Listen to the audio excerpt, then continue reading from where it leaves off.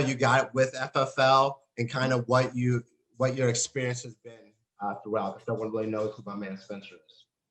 Dude, absolutely, man. Thanks for having me on. I appreciate it. Going through your numbers, we got a lot of leaders on this team. We got a lot of people that are actually helping out, and there's a lot of consistency I'm seeing from your field work. You don't fall upon $7,000 premium by walking into 1 day of appointment. So that's what I like to see, man. So let me just tell you guys a little bit about me, dude.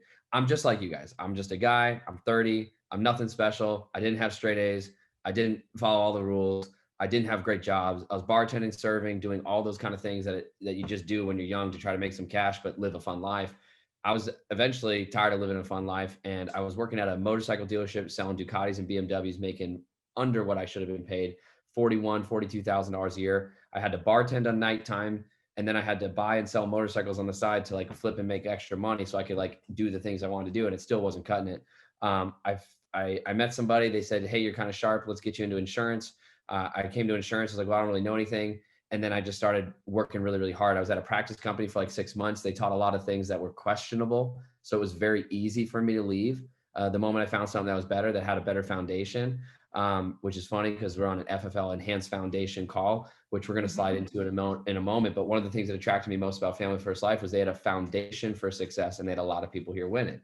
So it made sense pretty quickly. I came to Family First Life in my very first year at Family First Life. Again, keep in mind everything I just said in context. I was a nobody. I went to junior college. I didn't go to university. I didn't have all these opportunities present themselves. I just knew that I had to work really hard. And because I knew I didn't know a lot, I said, let me just work harder than a few of the other people around me. In my very first year at Family First Life, I was #1 rookie of the year. I did $670,000 in issue paid premium my first year. I was the #2 overall producer in all of Family First Life. At that time, we had about 5,000 writing agents. And it was kind of shocking to me because I was like, kind of looking around, I was like, damn, like this job's really not that hard. And I thought that to myself, I was like, maybe I'm working a little bit harder, more consistently than some of these other people. But at the end of the day, it was a constant humbling reminder when I had the opportunity to speak to people, because I was like, what am I going to train these people on other than like doing my in-home and showing them what I'm doing? Because there's not really a secret about it. So most of the time I just ended up talking to people at BDMs and business development meetings, doing like things where it's like, hey, I was willing to put in some extra hours that some of you might not be. And what I've been telling my guys lately is like, hey, 80% of the work is already being done to get you that 20,000 issue pay a month. It's that extra 20% though that takes you to the sky. I mean, 45,000, 50, 60,000. They're not doing anything more differently. They're just doing a little more of it. And so my second year, I Hall of Famed again, 2-time Hall of Fame back to back. I did over $1 million issue paid premium in 22 months with Family First Life. It was fun. I thought it was easy because you're doing the same thing every week. So that's a little bit backstory on me to how I got to where I am. And then here I am now, dialed it back a little bit last year, sold less, focused more on some agency growth, struggled a lot. I mean, a lot. We got guys like Dave Witcher that come into this business and really show us how it's done. But my gosh, dude, has my journey been full of potholes and haystack rides that have toppled over. I mean, you name it. Give me an analogy, I got it. I've tripped, I've fallen, I've bruised, I've broken my bones in this business. I've had $25,000 charged back on one policy. Like you cannot present a situation that I can't say like, oh, I have relatable experiences to that. And what's funny is you guys do too. This business, in my opinion, has 52 life cycles a year. Okay. Think about this. Not a crazy concept. 52 life cycles a year. Well, there's 52 weeks in a year. But the way I see it is you buy leads for 1 week, you call them for 1 week, you sell them for 1 week. The next week, Gage, you run out of money, you run out of leads, you got to buy more leads. You do that 52 times a year. And it's like, if you did 52 times of anything, it's like how many times, like, the water bottle challenge that went crazy like 2 years ago? Once you get the right amount of water in there, it's like, you don't even have to do it 52 times to get it to land. Like it's like, it's even less than that. And that is one of those things that's super impressive. So it's just kind of look at it and go, you just got to stay consistent with it. But that's a little bit about me, man. I want to know if you have any questions specifically for me before I go into what I prepared for you guys. Yeah, absolutely, man. So hearing that story, Spencer, my #1 question that comes to my mind is, why haven't you quit? Why didn't you give up? Like you obviously came out here and proved yourself that you could sell a ton of insurance. You went through a ton of adversity and different things that happened. And what made you stick with it? You know what I mean? You're talking about a couple years now with FFL. Yeah, actually, dude, it's kind of funny you say that. I'm going to be very honest. And I know this is being recorded and I'm sure people watch this after, but I'm going to be very honest with you, Gage. I actually did quit. Now, I didn't quit to the point where I said, I quit FFL, I'm going to go do something else. I quit because I stopped working. And I don't mean for like a week. I don't mean for like 3 weeks. I don't mean for like 3 months.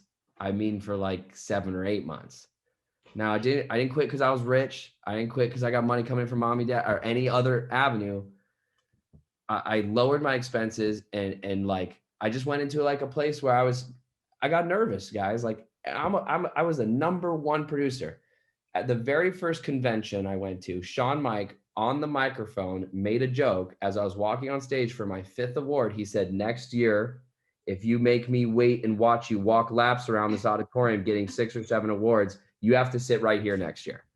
And it was funny, but the point is like the very first year I did so well that I ended up getting in my head going, what if I don't do as good as I did? And when you're a top producer, that there's a lot of pressure on you to be a top producer consistently and continually. So the truth of that answer is I did quit. But what I didn't do is I didn't leave. I didn't stop watching. I didn't stop like plugging in. I was still following all the same people on social media. I didn't like cry a river. I just kind of had these challenges where I was like, I don't know if I can do it. So, but the fact of the matter is I didn't go nowhere. There's no other job you can make this kind of money. Job, Right. career, business, whatever. So it was like, for me, I was like, okay, I know I'm not quitting. I know that when I go back, but what's crazy, Gage, is like, if you stop this business for 2 weeks, that 3rd week is kind of hard to get the ball rolling again. Don't do what I did, dude. Do not quit for months and months and months. It is the worst idea I've ever come up with. My business is years behind where it should be. You want to hear a crazy fact, Gage? Yeah. I started the same month as Grady Polson. Grady Polson Integrity partnered, bro. Yeah. And all I do is got a couple rings, so red jacket, like the watch, like all the blingy bling, the flash, but I was so focused on me and I didn't share this opportunity to like encourage others to be like, dude, it's not about me making a bunch of money. It's about being able to teach other people to make enough money to change their life. And it's not like I'm sitting here where I want everybody to become a millionaire. I just know that for some of you, an extra $5,000 a week could change your entire world, your home you live in, the school your kids are attending or going to attend, the amount of contributions you put away for your retirement, the investments that you're doing to put into your IULs, et cetera. So I was like, I did quit, but I came back because I was like, dude, there's nothing better than this. And I sat there and I prospected and I had people go, wow, Spencer, you're really good at sales. Like, let me show you what we're doing over here. I entertained them, but nothing's better than Family First Life, guys. I made 600 G's. I've made 0 G's. I'll choose 600 G's every time, and this is the place to do it. So Gage, thank you for letting me be very honest with you guys, but that's why I'm where I'm at. Last year was a rough year for me because I didn't work. If you don't work, you don't accomplish anything. If you don't accomplish anything, you're dying. And I don't want to die at the age of like early 30s. I'm 30 now. I thought I was a hot shot, or to some degree, I thought I knew how to do it, but I got to build a business. I got to protect families. I got to be able to enhance the foundation of others that I protect in the home. And I got to be able to teach other people how they can enhance the foundation of their personal finances. So for me, that's what's changed. I stopped caring about me. I started caring about others. And that's where I'm seeing my team grow now. And there's challenges, dude. I upset agents all the time. You're going to upset agents. The agents you bring on are going to upset agents. It's like, but it's like, that's what's funny is like, you know why it's called Family First Life? You ever go to Thanksgiving and have a flawless Thanksgiving, Gage? No. If you got any siblings, dude, you're stealing off each other's plates. You're messing with each other, the whole nine. So that's the truth of the story. I'm back now because there's nothing better. I don't believe in anything else other than myself and the people that I'm with. And Family First Life is the vehicle that's going to take everyone where they want to go. We appreciate you being so honest, because Gage and I always mention that, like, I would rather be real with our agents and real with the opportunity at hand than just like put up fake stuff out there, because this world is full of fake things. And I love that you're real with us about that, because a lot of agents are probably in that same boat, thinking that they can't do it, thinking, wandering eyes, what if there's something else out there? And the fact that you're like, no, this is the spot to be, we appreciate that. It's real and raw, and that's what it's about, man. But so the other day when I called you up, man, so when I go out to Seattle, there's 500, 600 $1 million homes with these mortgages. And I know Spencer used to rent out there. And like I said, guys, this is what FFL is about: reaching out to others to improve your skill set, to gain knowledge from someone who's done it more. So I reached out to Spencer and I asked him, like, man, like, how would you approach these big mortgages? And I don't want you to get into necessarily too much of the mortgage, man, but I want you to get into the protection plan that we talked about. If you can kind of hit on that, man. Got it. I just sent you a message. Can you guys make my iPad the host? And I'm gonna like actually teach you guys something. So just talk about it. Yes. Yeah. Sweet. Go. Okay. I'm gonna do. Okay. Cool. Where's he at? Spencer Faggioni iPad. Oh, that's where we were looking. I was like, wait a minute. Oh my God. I thought that was a fishbowl behind y'all at first, but I was like, I know, I kind of hate it because it like reflects the screen. Like, damn, Gage, you good looking up front, but the back of your head looked delicious. Okay, let's see if we can find you. I think you just make him the host. Okay. Yeah. Let's look for the iPad. Cool, you're the host now, man. Oh, dude, you made my computer the host. All right, let me make my iPad the host since I'm the host. Okay, I was like, I don't see it. It's all right. We're good. Oh,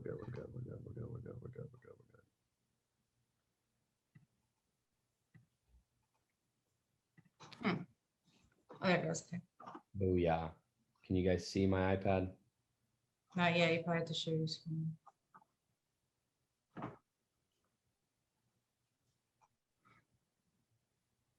All right. We're not having technical difficulties. There we go. It takes a second. There it goes. Boom. Seen this? Y'all seen this craziness? We are. All right. Y'all seen this craziness? Yep. All right. First and foremost, there is a video of my in-home out there. It's the $1 million. I can put the link after this, but guys, this is the most important thought that I can possibly impose upon you guys. Put a 2 in the chats if you guys go through this suitability worksheet top down. Okay. It's very simple. I just want to get an idea of how you guys are filling this out because there's a lot of ways to do it. But please, if you're watching, slide over to your phone. If you're listening, just give me a 2 so I know what you guys are doing. Every time, 2s. All right, there's 62 of you in here. I need 62 2s, all right? Okay, so 62 of y'all, every one of you is going top down. So you guys are going here, Gage, is that right? You're going all the way down from here, starting here. Are you doing it like this too, Gage? No, I'm not doing it like that. Why is your whole agency doing it like that, man? Right, you're right, yeah. Sorry, I don't mean to put you on blast, but No, we're gonna teach them tonight. Right. We're gonna teach them right now, baby. That's what you and I talked about doing this. You said, Spence, I'm doing things a little different than my team. Can you come in and show them what we're doing and how you taught me this? So guys, all right, let's say, Gage, I meet you at a bar and I think you're looking handsome in that mint green polo. It's that Lulu, you're fresh, you're always clean cut. Hey, Gage, how's it going, man? My name's Spencer. How much do you own or rent your home? Before I get to know you and I want to go on a date, I want to know if you like own or rent, if you like an apartment or not. Rent. Okay. And so you ain't got no equity in your apartment. That sucks. Nope. All right. Well, how much money are you saving each month? About $800. All right. You guys see how awkward this is? You don't walk up to somebody and start asking them these questions, right?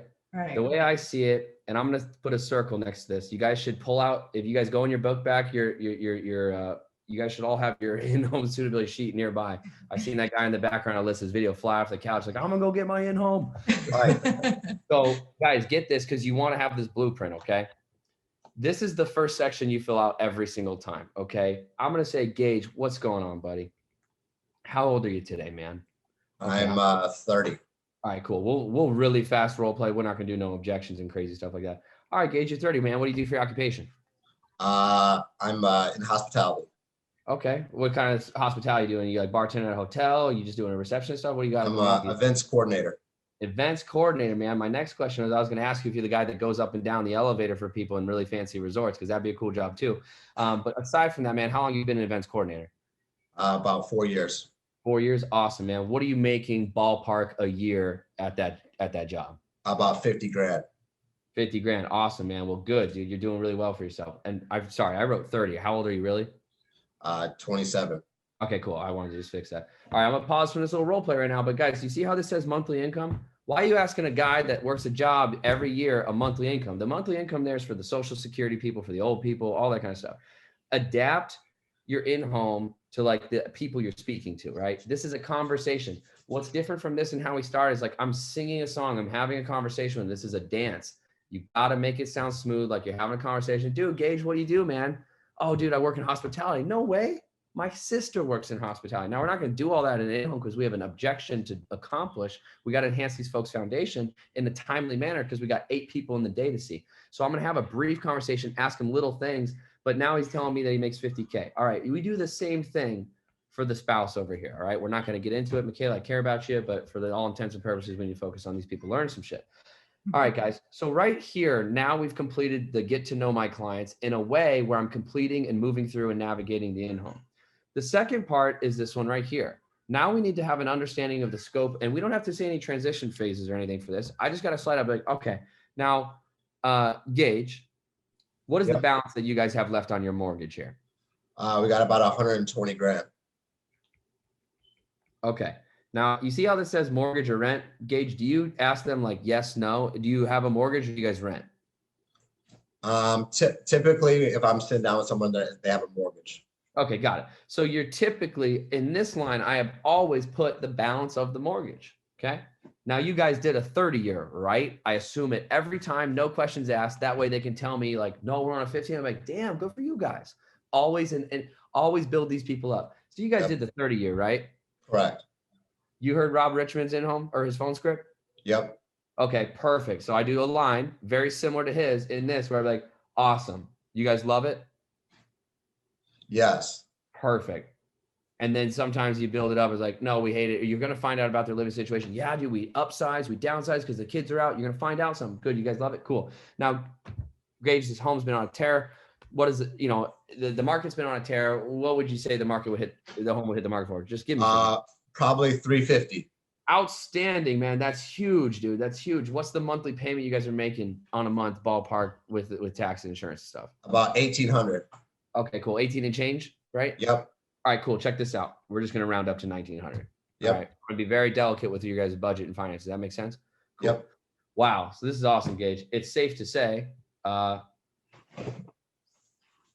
you guys have $230,000 or so of equity in the home. Is that pretty safe to assume, ballpark? Yeah, that sounds about right. Okay, cool. At this point, I just go like this and I go, hey, wow, guys, this is the number one thing they make me come out here and share with you. Okay, Michaela, God forbid your husband, Gage, died yesterday. Nobody's calling you up and asking for that $120,000. Does that make sense? Nobody's going to call you up and say, where's our 120 grand? The only thing you're on the hook for, guys, this is the word track I use. On the hook sounds really casual. Nobody's going to ask you for $120,000. That sounds big and scary. The only thing you're on the hook for is $1,900. That's a lot easier to come up with than 120 G's, wouldn't you say? Yeah. Okay, cool. So right there, I'm saying, hey, the main reason why we want to do this is because, guys, you got a ton of equity in the home. This is far greater of any sort of amount of insurance I intend to put in place on you guys, because the number one most valuable asset in the American home is and they always go, the home. Look, you guys are getting it. Cool. Great. Awesome. Sweet. Slide back to it. Now, guys, again, I'm not trying to role play this whole thing, but I want to give you guys these little clever things that I say that work really well, make these people kind of slide through it. We're going to go fast now. I do not go into the health and medical questions yet. I say this right now. I say, guys, listen, I'm going to skip right down to the bottom part. I'm going to skip right down to the most important part. God forbid you guys pass away. Obviously, you guys are married, but in the event of a freak accident, a car crash on the way home from dinner, who would be the one that picks up the pieces for you? Who would assume the responsibility of this home? Our dog, Sky. All right, your dog what? Your dog, Sky? Sky. All right. So your dog, okay, obviously just playing around. But guys, I use that. I say, guys, listen, we're going to go real quick. I'm going to skip right down to the most important part. You guys obviously want to have you out here, Gage. And I would probably say this like, Gage, if you died, quite clearly, your wife would be the beneficiary, right? Absolutely. Correct. Okay, and any insurance we put in place on your wife, you would be the beneficiary, right? Okay, Correct. perfect. Now, God forbid that freak accident. What am I doing, Gage? I'm planting the seed for ADB, accidental death benefit. Done. You're 27.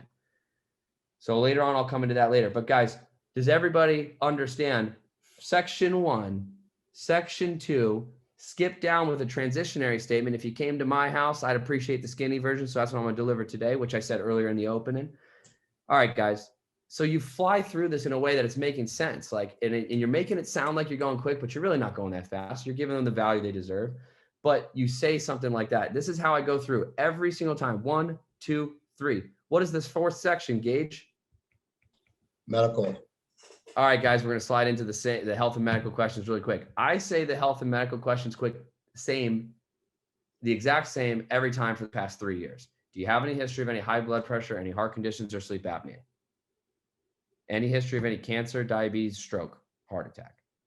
Any history of any DUIs or felonies or hospitalizations or surgeries in the last 24 months I should know about?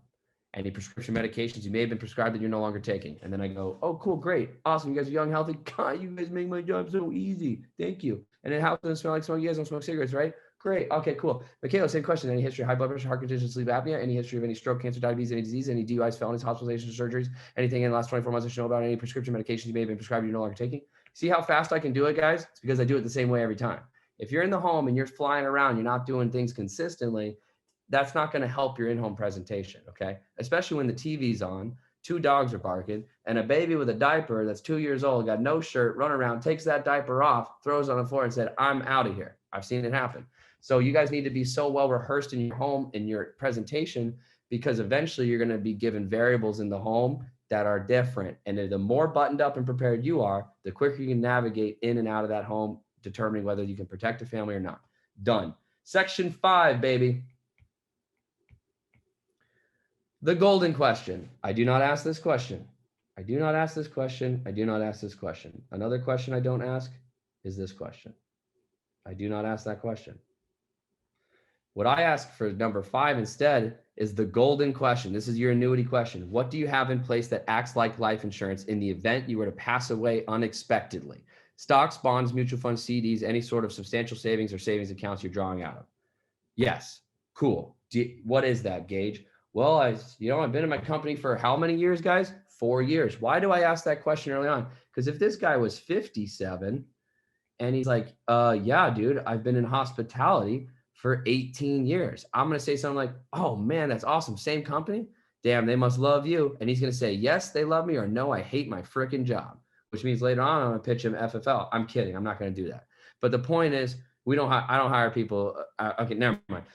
But the idea is I'm finding out if he's going to be contributing to something like a 401k. So I know how well to butter up my question later. I already know the answer to this question. When you say you worked at a company for 18 years or 7 years or 12 years, cool. You got good benefits there, 401k, health and stuff like that. They say, yeah. Sometimes they'll talk about their life insurance. Oh yeah, I have life insurance too through there. Perfect. I do too. We'll talk about that later. You know what I mean? Just stay in control of the situation. But this is where you're going to find that golden question. If you need to write this down, I would. What do you have in place that acts like life insurance in the event you were to pass away unexpectedly? That's the second time I've insinuated accidental death right there, unexpected death. Okay. Then guys, pretty straight up, number 5 includes do you have life insurance? Let's talk about your life insurance. Okay. Do you guys have any coverage right now? Yep. We have 400 million times my salary at work. Okay. You make 50 grand a year. So 400 million times that's $509 million life insurance. Great. So much like your life insurance, oh, good. So you got a good EPLI coverage. You know what that stands for? Employer paid life insurance. Much like that company car, once you retire, they're going to ask for that company car back, the cell phone, the gas card, and also that life insurance. Okay. It's very cheap now, right, Gage? It's probably only 15, 20 bucks out of your paycheck each month. I always overshoot it a little bit. So they'd be like, less than that. I go, perfect. At my employer, guess what? I maxed out my coverage too, because you can't find it cheaper anywhere else. Pro tip of the day, write it down. And then you go like this, make a little joke, write it down. But now you're telling them, hey, you can always get more coverage to your employer, but you guys got that to replace what? Your income? Perfect. Good. Now, the last thing is 6. 6 is just the back side of the page, wherever you're going to go to navigate the quotes. Okay. Wherever you're going to go to get to the quote stuff. Guys, section 1, section 2. This is step number 3. Transition statement is, now guys, I'm going to skip down to the most important part of why you have me here. Who's that beneficiary? Section 4. Let's see what you guys are eligible for. I'm going to start the health and medical questions really quick. Section 5. What do you have in place that acts like life insurance? Section 6. Guys, listen, everything on this sheet looks awesome. Nothing's jumping off the page at me. Go ahead and grab me your driver's license, and I'm going to start looking up our options to see what you guys may be eligible for. They both get up. They both go get their driver's license. She yells at him to get out of the car. Turns out it's not in the car. It's in her purse that she brought into her room, but her room's downstairs. So he's marching all over the house, pissed off as all hell. You're talking and building rapport with her the whole time, right? Okay. But that's the reality of the situation, guys. Every single time, control what you can control. A little quick tip on why I took so much time off and I quit for a year, because I was focusing on so many of the things that were out of my control in this business. The moment it switched for me, Gage, I was like, oh yeah, focus on what's on your dinner plate. Don't be worried about what people are eating around you. Focus on you. And that's when my business took off. All right. So you guys see this? Any questions? Drop a 5 in the comments, or 6. Drop a 6 in the comments for the 6-step in-home process. And if you think this is going to work for you. Awesome. This is good. Freaking legit. Gage, is this similar to how you do it? Yeah, I definitely operate with moving around top, back, like top, bottom, like going back and forth, and use it a strategic way every single time. I don't ever change it up. I got it my way that I do it. You know what I mean? Never change it. Yeah. So I would love for you to, like, how you transition with how you drip on the accidental, then how you build the value with that. Got it. Okay, cool. We're going to fly. So let me share with you guys this, dude. This is, watch this. Boom. That's how you fill it out. This is what a complete in-home looks like, yo. I'm so tired. Can I just like vent a little bit? I'm so tired of some agents texting me pictures of their in-home, asking for help, and this is blank. There's no date. I mean, date? Dude, I was the kid in college that would get an entire grade off of my paper because I didn't put the date on the front of it. And it's like, dude, how do you do that? How do you not have all this information filled out? This is what it should look like, okay? Notes, spent beneficiaries, how far does the spout or your, you know, I mean, it's like, okay, guys, sweet. Look at this. I was taking notes on your own damn team call. I don't even work here. I'm taking notes, okay?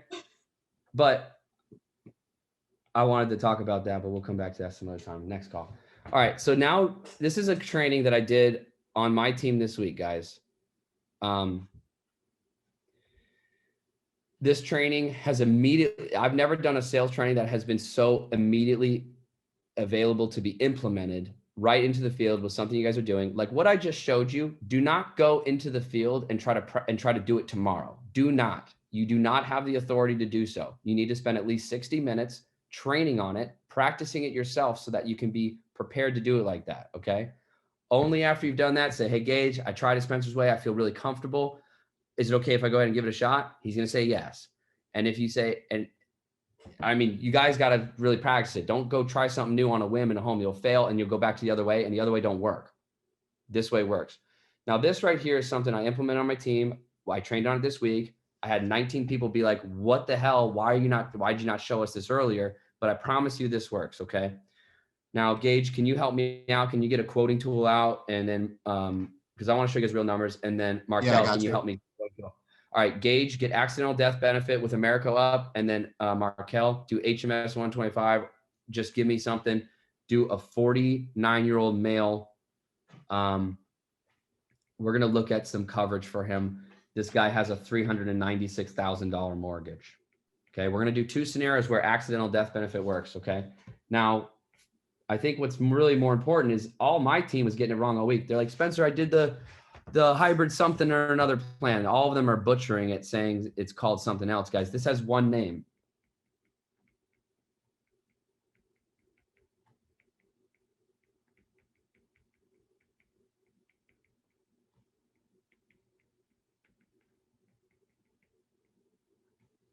That's what it's called every time. Hybrid protection strategy. Okay. It's very simple. Rolls off the tongue. It's not catchy or clever. It just works. Hybrid protection strategy. All right. So we got a 49-year-old male with a $396,000 mortgage. Now, Markel, how much is a $396,000 HMS 125 plan? 30 years. Take your time. While she's looking that up, Guys, it's very often that you have a position where somebody has the expectation that their dollars are going to take them much farther down the road than they actually do. Everyone thinks their money's worth more than it really is. And a situation like this, somebody that's going to be like, the most you can quote with HMS 125 with America is 400,000. And so this is at the top of the charts. This is going to be a pretty expensive premium if the guy's got 2 kids and a wife that works and a truck payment and a car payment and all the other payments. What's that price, Markel? $433.66. Oh my gosh, was that Markel? Yes. Sick. That's pretty high, Gage. Like, how many policies do you sell a month over $400? I try not to. Okay. I would probably say I sell 0.3 policies a month. So that means every like 3 months or so, I'll sell 1 policy, but you try not to because the chargebacks are real. So how much different? Okay. So let's go ahead and say that's out of the question. None of us would ever show that price, right?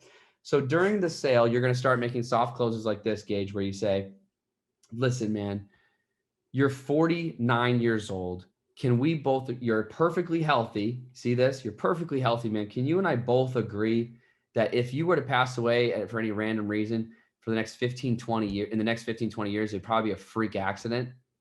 Every single time they're going to go, yes. Even people that are type 1 diabetic will be like, yeah, dude, because they've had type 1 diabetes for 18 years. They're not, their doctor's never saying they're dying. So even people that are sick are going to be like, yeah, I'd agree to that. Yeah, I'm probably not going to get, dead from any sort of health concerns.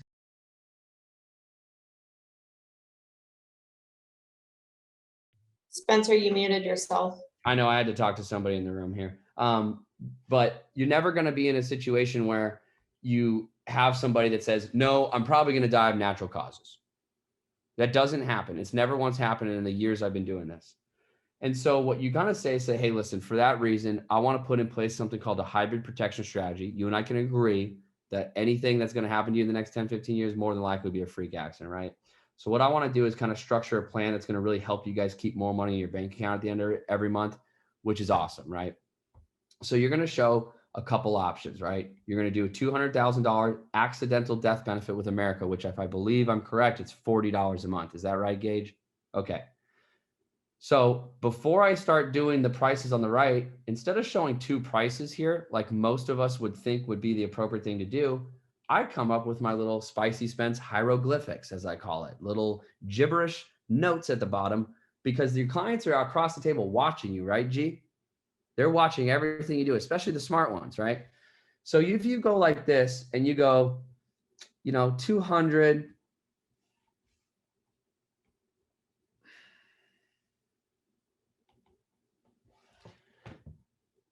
you do something like that. I come up with new ones every time. It's quick hand, but nobody's going to look at that and be like, damn, that's $200,000 of coverage for $40. Why can't I have that one? They don't know what this is. What's 100,000 G? Is it 25? It is 25. All right. So let's do that. We'll do one that looks like a time. You go like this, boom, boom, boom. And then you do 0.025. I make a little note, but to me, I know exactly what that is. That's 100 G's for 25 bucks a month. And this is 200 G's for 40 bucks a month. So now at the bottom, I can go back to my quoting tool because occasionally if you're doing guaranteed advantage, but we primarily do America's accidental death, it's so much easier and they approve right away and they pay you 8% bonus and they'll pay you tomorrow. It's crazy. Why would you not do it? Instead of doing that, what's 250,000? I think I saw in the chats 250,000. Oh, nope. $250,000 for a 49-year-old HMS 125.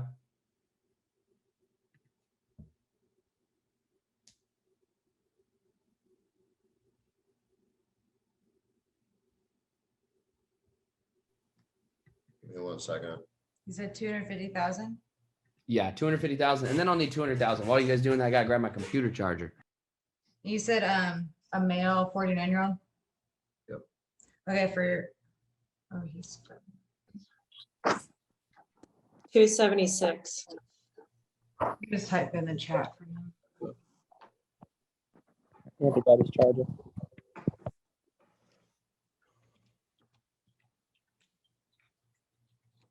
Yeah, so you got that. What was that price for the 250? It's $276.93, so 277. And then So you I've got got 200,000. 276.93, but 40 plus 276.93 is going to be 316.93. So guys, what I've done here is I've presented a price for $450,000 of coverage. That's $125 less than doing it all through an HMS 125 product. And the client's looking like they're going, hey, damn, that's a whole lot of death benefit. And that's definitely a premium that's more suitable for me. But now let's do the 200,000. What's the 200,000, Markel? 223.25. Okay, so 200,000 with a $200,000 accidental death benefit. It's going to be $400,000 of a hybrid protection strategy. God forbid it's an accident Gage, you're going to get $400,000 to your wife. Any sort of critical chronic terminal illness, which by the way, before I show prices, I've already gone over the HMS benefit sheet. Like guys, we're going fast. This is how you write it down on paper because everybody should know the products by now, right? If you're selling 5-6 grand a week, you got it. This is how you write it down. So it was oh, sorry, I should have wrote it down when you said it. Can you read me the $200,000 price again? You're good. 223.25. So 223.25. I'm doing this on my phone, guys, because it's not hard, or my iPad. You look down, you take a look at your note, and you go, okay, yeah, that's right, $40 to add that in, easy. Now, Gage, since you and I would agree that you'd more than likely die from an accident, it would only make sense to protect you from the thing that's more than likely going to take you away from paying your mortgage way earlier than you should. So to help save some money, look what we've done. I want to protect you from all the other things, though, like we talked about, the critical chronic terminal illness, because that's more than likely going to happen than you just dying of liver cancer in 3 weeks, right? Right.